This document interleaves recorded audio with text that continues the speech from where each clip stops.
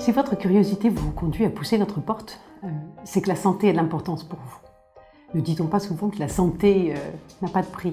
Alors, que viennent faire les économistes dans ce domaine, si ce n'est, comme beaucoup le pensent, faire des économies? Alors, l'objectif de ce MOOC, c'est justement de vous convaincre que nous pouvons apporter beaucoup plus. Nous avons des méthodes, nous avons un raisonnement, et nous voudrions le partager avec vous. Vous montrer que nous cherchons à éclairer des choix, et tout particulièrement lorsqu'il s'agit de biens et services qui sont financés par la collectivité, donc par nos impôts. Le raisonnement des économistes est conduit bien sûr à mesurer les coûts, c'est ce qui est attendu d'eux. Mais ce que nous faisons aussi, c'est de mesurer les bénéfices pour le patient, les bénéfices pour la collectivité. Et puis, peut-être de manière encore plus importante, ce que nous cherchons à mesurer, c'est ce qu'on appelle le coût d'opportunité, c'est-à-dire le sacrifice qu'une collectivité va consentir dès lors qu'elle va choisir cette intervention plutôt qu'une autre. Donc renoncer à l'autre intervention a un coût d'opportunité, et c'est ce coût que nous éclairons souvent.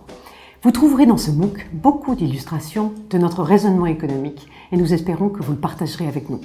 Le deuxième enjeu de ce MOOC est de croiser le point de vue des acteurs de terrain et des chercheurs en économie de la santé. En quoi les travaux des économistes peuvent-ils être utiles à la décision? C'est aux décideurs eux-mêmes de nous le dire. Alors d'une part pour faire avancer les connaissances sur la santé et l'économie de la santé, et puis d'autre part pour pouvoir brancher directement dans l'hôpital, aider à faire prendre ou à éclairer les grandes décisions qui ont une dimension économique et une dimension sanitaire. Le troisième enjeu de ce cours en ligne est d'illustrer la diversité des sujets abordés en partant des questions que vous avez pu vous poser dans votre pratique professionnelle, en tant que patient ou en tant que citoyen, et de vous présenter la manière dont nous, économistes, abordons ces sujets. Nous vous présenterons à la fois notre démarche et les résultats des recherches qui ont pu être menées.